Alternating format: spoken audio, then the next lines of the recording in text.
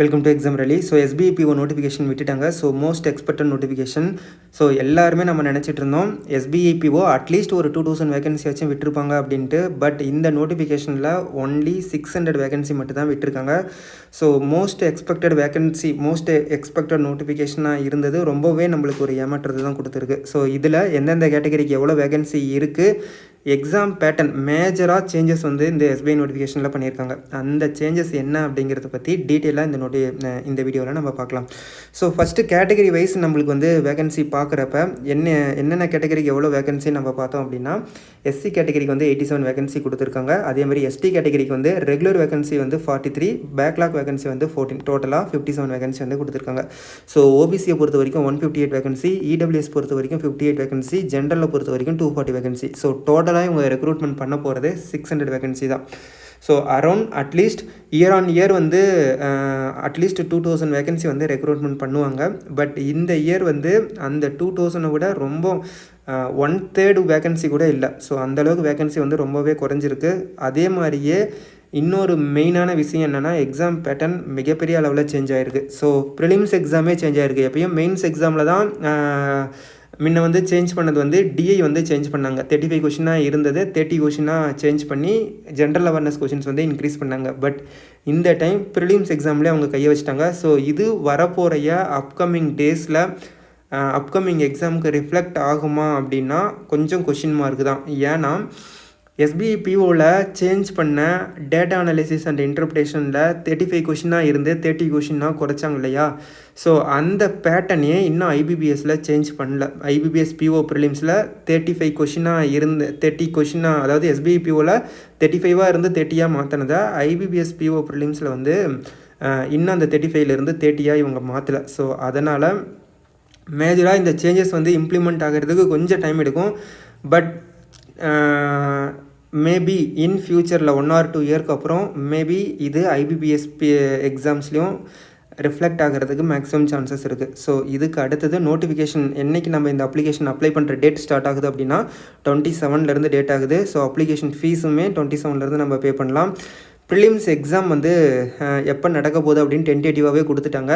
8th and 15th March. So SB கிளர்க்கில் டென்டேட்டிவாக கொடுக்கல. பட் இதில் ஆன்லைன் ப்ரிலிம்ஸ் எக்ஸாம் வந்து 8th and 15th மார்ச் 2 நாள் மட்டும் தான் எக்ஸாம் நடக்க போகுது.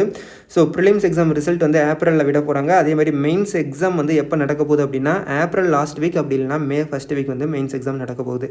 ஸோ மேஜராக டேட் என்ன அப்படின்னா, ப்ரிலிம்ஸ் எக்ஸாம் டேட் வந்து 8th and 15th மார்ச். அதே மாதிரி மெயின்ஸ் எக்ஸாம் வந்து ஏப்ரல் லாஸ்ட் வீக்கு இல்லாட்டி மே ஃபஸ்ட் வீக்கு. ஸோ இதுக்கு அடுத்தது எக்ஸாம் பேட்டர்ன். ஸோ எக்ஸாம் பேட்டர்னை பொறுத்த வரைக்கும் ப்ரிலிம்ஸ் எக்ஸாமுக்கு வந்து நம்மளுக்கு எப்போயுமே இங்கிலீஷில் 30 கொஷின் இருக்கும். பட் இந்த டைம் வந்து 40 கொஷின் கொடுத்துருக்காங்க. ஸோ ப்ரிலிம்ஸ் எக்ஸாமில் இனி கான்சென்ட்ரேட், அதாவது இந்த எஸ்பிஐபிஓவில் நம்ம கான்சென்ட்ரேட் பண்ண வேண்டிய செக்ஷன் வந்து இங்கிலீஷ் லாங்குவேஜ். ஸோ இதில் அதிக மார்க் நம்ம எடுத்தோம் அப்படிங்கிறப்ப கண்டிப்பாக ப்ரிலிம்ஸ் எக்ஸாம்ஸ் நம்மளுக்கு கிளியர் ஆகும். ஸோ இங்கிலீஷில் நம்ம வீக்கராக இருந்தோம் அப்படின்னா கட் ஆஃப் கிளியர் பண்ணுறது கொஞ்சம் கஷ்டம் தான். ஸோ அதனால் இன்னையிலிருந்து எஸ்பிஐபிஓக்குன்னு உங்கள் பிளான் இருக்கும் இல்லையா? ஸோ அந்த பிளானில் இங்கிலீஷ் செக்ஷனுக்கான பிளானை வந்து இன்னுமே கொஞ்சம் இன்க்ரீஸ் பண்ணுங்கள். ப்ரிலிம்ஸ் எக்ஸாம் அப்போ தான் நம்மளுக்கு கிளியர் பண்ண முடியும். ஏன்னா ப்ரிலிம்ஸ் எக்ஸாமும் மெயின்ஸ் எக்ஸாமும் டிஃபர் ஆகுது. ப்ரிலிம்ஸ் எக்ஸாமில் வெயிட்டேஜ் வந்து இங்கிலீஷ்க்கு அதிகமாக கொடுத்துருக்காங்க. பட் மெயின்ஸ் எக்ஸாமில் இங்கிலீஷ்க்கான வெயிட்டேஜ் வந்து குறைச்சிருக்காங்க.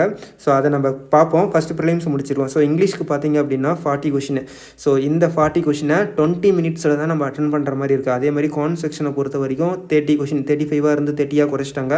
அதே 20 மினிட்ஸு. ரீசனிங் செக்ஷனை பொறுத்த வரைக்கும் 30 கொஷின் 20 மினிட்ஸு. ஸோ மேஜராக இந்த எஸ்பிஐபிஓவை பொறுத்த வரைக்கும் நம்ம கான்ஸை பார்த்தோம் அப்படின்னா குட் அட்டம்ப்டே சில நேரங்களில் 10 to 12 அந்த மாதிரினா வந்திருக்கு. ஸோ குவான்ஸை பொறுத்த வரைக்கும் ஒரு 15 அந்த ரேஞ்ச் 15 to 20 ரேஞ்சில் தான் குட் அட்டம்ப்ட் வந்து நம்ம பண்ணுற மாதிரி ஒரு சில ஷிஃப்ட்லனா இருந்திருக்கு. ஸோ அதுக்கேற்ற மாதிரி குவான் செக்ஷனில் ஒரு 20 மார்க் நம்ம எடுக்கிறோம் அப்படின்னா ரீசனிங் செக்ஷனில் ஒரு 30 எடுக்கிற மாதிரி நம்ம பிளான் பண்ணோம் அப்படின்னா தான் இதில் 50 அப்படிங்கிறப்ப இன்னும் ஒரு, ஏன்னா இதோட எஸ்பிஐபிஓவோட கட் ஆஃப் பார்த்தீங்க அப்படின்னா year on year difficulty level வச்சு சேஞ்ச் ஆகுது. பட் அந்த 56 ஒரு 65 ரேஞ்ச், அந்த ரேஞ்சில் வந்து கட் ஆஃப் வந்து எஸ்பிஐபிஓக்கு எப்பயுமே வந்துட்டுருக்கும். ஸோ அப்படி பார்க்குறப்ப நம்மளுடைய ப்ரிப்பரேஷன் வந்து எந்தெந்த செக்ஷனில் எவ்வளோ ஸ்கோர் பண்ண முடியும், மேக்ஸிமம் ஸ்கோர் பண்ண முடியும் அப்படிங்கிறத நம்ம பிளான் பண்ண முடியா. ஸோ அப்படி பார்க்குறப்ப கான் செக்ஷனை பொறுத்த வரைக்கும் ஒரு 15 to 20 ரேஞ்சில் நம்ம ஸ்கோர் பண்ணுறோம் அப்படிங்கிறப்ப ரீசனிங்கை பொறுத்த வரைக்கும் ஒரு 25லேருந்து 30க்குள்ளே நம்ம ஸ்கோர் பண்ணணும்.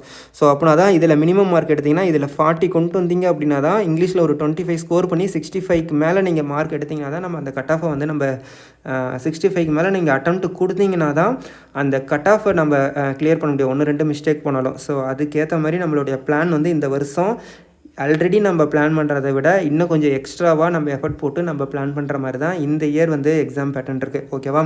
ஸோ ப்ரிலிம்ஸை பொறுத்த வரைக்கும் இதுதான் எக்ஸாம் பேட்டர்ன். மெயின்ஸை பொறுத்த வரைக்கும் மேஜர் சேஞ்சஸ் பாருங்கள். ரீசனிங்கில் 40 கொஷினு. ஸோ இந்த 40 கொஷினில் 50 மினிட்ஸில் நம்ம அட்டன் பண்ணுற மாதிரி இருக்குது. டிஐயை பொறுத்த வரைக்கும் 30 கொஷினு 60 மார்க்கு 45 மினிட்ஸில் நம்ம அட்டன் பண்ணுற மாதிரி இருக்குது. ஸோ அதே மாதிரி ஜென்ரல் அவேர்னஸ் கரண்ட் அஃபேர்ஸை பொறுத்த வரைக்கும் 60 கொஷினு 60 மார்க்கு 45 மினிட்ஸில் அட்டன் பண்ணுற மாதிரி இருக்குது. இங்கிலீஷ் லாங்குவேஜை பொறுத்த வரைக்கும் 40 கொஷினு 20 மார்க்காக குறைச்சிருக்காங்க. ஸோ ஒரு கொஷினுக்கு 0.5 மார்க் தான் இங்கிலீஷில். ஓகேவா? ஸோ ப்ரிலிம்ஸில் இங்கிலீஷில் வெயிட்டேஜ் அதிகம், பட் மெயின்ஸில் இங்கிலீஷோட வெயிட்டேஜ் வந்து நம்பர் ஆஃப் கொஷின்ஸ் அதிகமாக இருந்தாலும் அதோடைய மார்க் வந்து கம்மியாக தான் கொடுத்துருக்காங்க. ஸோ ஒன்ஸ் நம்ம ப்ரிலிம்ஸ் கிளியர் பண்ணிட்டாவே ரிமைனிங் இருக்கிற இந்த 3 செக்ஷனில் பெட்டராக பெர்ஃபார்ம் பண்ணாவே நம்மளுடைய ஸ்கோர் வந்து மெயின்ஸ் கிளியர் ஆகிறதுக்கு மிகப்பெரிய யூஸ்ஃபுல்லாக இருக்கும். ஸோ ப்ரிலிம்ஸ் லெவல் இங்கிலீஷ் கொஷின்ஸை வந்து நிறையா ப்ராக்டிஸ் பண்ணுங்கள். ஸோ ஒன்ஸ் நம்ம ப்ரிலிம்ஸ் கிளியர் பண்ணிட்டோம்னா அதுக்கப்புறம் நம்மளுக்கு இங்கிலீஷ் வந்து ஒரு மேஜர் ரோல் ப்ளே ஆகாது. ஏன் அப்படின்னா இந்த இதை நீங்கள் பார்த்தீங்கன்னாவே தெரியும், 20 மார்க் மட்டும் தான் இங்கிலீஷ்க்கு வந்து அவங்க கேட்டிருக்காங்க. ரிமைனிங் எல்லாமே 180 மார்க்குக்கு ரீசனிங், கான்ஸ் அண்ட் கரண்ட் அஃபேர்ஸ் வந்து ப்ளே ஆகுது. ஓகேவா? ஸோ அதுக்கு அடுத்தது மேஜர் சேஞ்சஸ் பாருங்கள். டிஸ்கிரிப்டிவ் பேப்பரில் நம்மளுக்கு எஸ்ஏ எழுதிட்டு வந்துடலாம், லெட்டர் எழுதிட்டு வந்துடலாம் அப்படின்னு நம்ம நினச்சோம் அப்படின்னா இந்த டைம் அது கிடையாது. ஏன்னா கம்யூனிகேஷன் ஸ்கில் அப்படின்னு சொல்லிட்டு போட்டுட்டாங்க. ஏன்னா ஒரு பிஓவாக இருக்கவங்க அவங்களுடைய ஹையர் அஃபிஷியலுக்கு மெயில் பண்ணுறதா இருக்கட்டும், இல்லை ஒரு ரிப்போர்ட் அனுப்புகிறதா இருக்கட்டும், ஒரு சுச்சுவேஷன் ஒரு இதை வந்து அனலைசிஸ் பண்ணி அதை ரிப்போர்ட்டாக கொடுக்குறதா இருக்கட்டும், இதெல்லாம் ரொம்ப இம்பார்ட்டன்ட் ஒரு பிஓ ப்ரொபேஷனரி ஆஃபீஸருக்கு. ஸோ அந்த மாதிரி பார்க்குறப்ப அதை எக்ஸாம்லேயே இம்ப்ளிமெண்ட் பண்ணியிருக்காங்க. ஒரு இமெயில் எப்படி வந்து இதோடைய பேட்டர்ன் வந்து நம்ம எக்ஸாம் வந்தால் தான் ஒரு ஜென்ரலாக இமெயில் எட்டிக்யூட்டிவ் அப்படிங்கிற மாதிரி நம்மளுக்குலாம் இருக்கு இல்லையா, அதெல்லாம் நம்ம ஃபாலோ பண்ணி அதுக்கேற்ற மாதிரி தான் நம்ம ப்ரிப்பேர் பண்ணணும். ஸோ புதுசு தான் இந்த பேட்டர்ன், எல்லாத்துக்குமே புதுசு. எப்படி கொஷின் பேப்பர் இருக்குது அப்படிங்கிற மாதிரி நம்ம கெஸ் பண்ண முடியாது. பட் சில அனாலிசிஸை வச்சு இந்த கொஷின்ஸ் பேப்பர் எப்படி இருக்கும் அப்படிங்கிற பற்றி நம்ம ஃப்யூச்சரில் நம்ம வீடியோ கொண்டு வரலாம். பட் இந்த டிஸ்கிரிப்டிவ் பேப்பர் வந்து எதை பேஸ் பண்ணி இருக்குன்னா email, report, situation analysis and precious rating, இதை பேஸ் பண்ணி வந்து நம்ம டிஸ்கிரிப்டிவ் பேப்பர் இருக்குது. ஸோ இதுக்கேற்ற மாதிரி நம்ம இப்போலேருந்தே ப்ரிப்பேர் பண்ணணும். ஏன்னா ஆர்டினரி டிஸ்கிரிப்டிவ் பேப்பர் அப்படின்னா ப்ரிலிம்ஸை முடிச்சுட்டு நம்ம ப்ரிப்பேர் பண்ணால் கூட போதும். பட் இந்த டிஸ்கிரிப்டிவ் பேப்பருங்கிறது வீக்லி ஒன்ஸ் ஆச்சு நம்ம இதுக்காக ப்ரிப்பேர் பண்ணால் தான் எக்ஸாமில் போய்ட்டு நம்ம ப்ரிப்பேர் பண்ண முடியும். ஏன்னா இதுக்குமே நம்மளுக்கு கட் ஆஃப் இருக்குது. So each candidate will have to score minimum score in each test. அதையும் பார்த்துக்கோங்க. இந்த தடவை செக்ஷனல் கட் ஆஃப் இருக்குது. ஓகேவா? ஸோ செக்ஷனல் கட் ஆஃப் இல்லைன்னு நம்ம நினச்சிட்டு இருப்போம். பட் இந்த டைம் செக்ஷனல் கட் ஆஃப் வந்து ஒவ்வொரு செக்ஷன்லேயும் வைக்கிறாங்க. ஸோ ஃபேஸ் 3க்கு வந்து செக்ஷனல் கட் ஆஃப் வச்சு ஓவரால் கட் ஆஃப் வச்சு தான் எடுக்க போகிறாங்க. ஸோ மேஜரான changes. Prelims exam pattern change ஆகிருக்கு, மெயின்ஸ் எக்ஸாம் பேட்டர்ன் சேஞ்ச் ஆகிருக்கு. மெயின்ஸ் எக்ஸாமில் செக்ஷனல் கட் ஆஃப் வந்து இன்ட்ரடியூஸ் பண்ண போகிறாங்க. ஓகேவா? ஸோ அதே மாதிரியே 3 டைம் வேகன்சி தான் இன்ட்ரிக்கு வந்து கூப்பிட போகிறாங்க. ஸோ 1800 பர்சன்ஸ் தான் இன்ட்ரிக்கு வந்து கூப்பிட போகிறாங்க. ஸோ அதுக்கேற்ற மாதிரி தான் நம்ம ப்ரிப்பரேஷன் வந்து ரொம்ப ஸ்ட்ராங்காக நம்ம ப்ரிப்பரேஷன் போடணும். ஸோ அதுக்கடுத்து psychometric test, group exercise, personal interview, இதில் எந்த ஒரு மேஜர் சேஞ்சஸும் இல்லை. ஸோ இந்த சைக்கோமெட்ரிக் டெஸ்ட் எப்படி இருக்கும், குரூப் எக்ஸசைஸ் எப்படி இருக்கும், பர்சனல் இன்டர்வியூ எப்படி இருக்கும் அப்படிங்கிறத பற்றி நம்ம டீட்டெயிலாக அப்கமிங் வீடியோஸில் நம்ம பார்க்கலாம். ஓகேவா? ஸோ இந்த SBI PO நோட்டிஃபிகேஷன் வந்து ஒரு ஹாப்பினஸை கொடுக்கும் அப்படிங்கிற மாதிரி நம்ம எதிர்பார்த்தோம். பட் நம்பர் ஆஃப் வேகன்சி வைஸும் பார்த்தோம் அப்படின்னாலும், எக்ஸாம் பேட்டர்ன் வைஸ் பார்த்தோம் அப்படின்னாலும் ரொம்ப ஷாக்கிங்காக தான் இருக்குது இந்த SBI PO. ஸோ இது அப்கமிங் IBPS POவில் ரிஃப்ளெக்ட் ஆகும் அப்படின்னு நம்ம திங்க் பண்ணுறதை விட இந்த தடவை SBI PO எப்படி இருக்குன்ட்டு நம்ம எக்ஸாம் அட்டன் பண்ணிவிட்டு, ஏன்னா இதை இம்ப்ளிமெண்ட் பண்ணுறதுங்கிறது டைம் டேக்கிங் ப்ராசஸாக தான் நான் நினைக்கிறேன். ஏன்னா இதுக்கு முன்னாடி வந்த அந்த SBI POவில் குவான்ட் செக்ஷனில் 35 கொஷினாக இருந்து 30 கொஷினாக குறைச்சாங்க இல்லையா, அதையே நம்ம இன்னும் IBPS POவில் இம்ப்ளிமெண்ட் பண்ணல. ஸோ அப்படி இருக்கப்ப இதை இந்த எக்ஸாம் பேட்டர்னை உடனே இம்ப்ளிமெண்ட் பண்ணுவாங்கன்னா கொஷின் மார்க் தான். ஸோ அதனால் இன்னும் ஒரு 1 or 2 இயர் மேபி இப்போ இருக்கிற IBPS PO ப்ரிலிம்ஸ் பேட்டர்னே தான் போகும். ஸோ அதுக்கப்புறம் மேபி சேஞ்சஸ் ஆகிறதுக்கு மேக்ஸிமம் சான்சஸ் இருக்குது. வேக்கன்சி குறையும் போது எக்ஸாம் பேட்டர்னை டஃப் ஆகி தான் ஆகணும். ஸோ ஏன் அப்படின்னா இந்த பேட்டர்னில் எல்லாருமே நம்ம இப்போ கம்ஃபர்டபுள் ஆகிட்டோம். புதுசாக இன்ட்ரடியூஸ் பண்ணால் தான் அதுக்கேற்ற மாதிரி கேண்டிடேட் ப்ரிப்பேர் பண்ணி அதுக்கேற்ற மாதிரி அவங்களால ஃபில்ட்ரு பண்ண முடியும். ஸோ அதனால் அவங்களுக்கு பின்னாடி நிறைய ஒரு பிளான் இருக்கும். எக்ஸாம் பேட்டர்ன் ஏன் சேஞ்ச் பண்ணணும், எதுக்காக சேஞ்ச் பண்ணணும் அப்படிங்கிற மாதிரி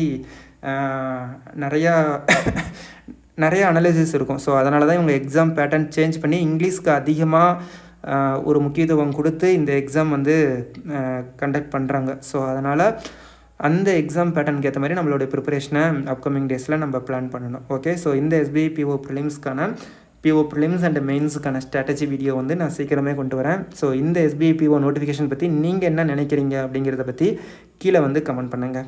ஓகே, ஸோ நம்ம சேனலை மறக்காமல் சப்ஸ்கிரைப் பண்ணி நம்ம டெலிகிராம் சேனலை ஜாயின் பண்ணிக்கோங்க. Thank you guys.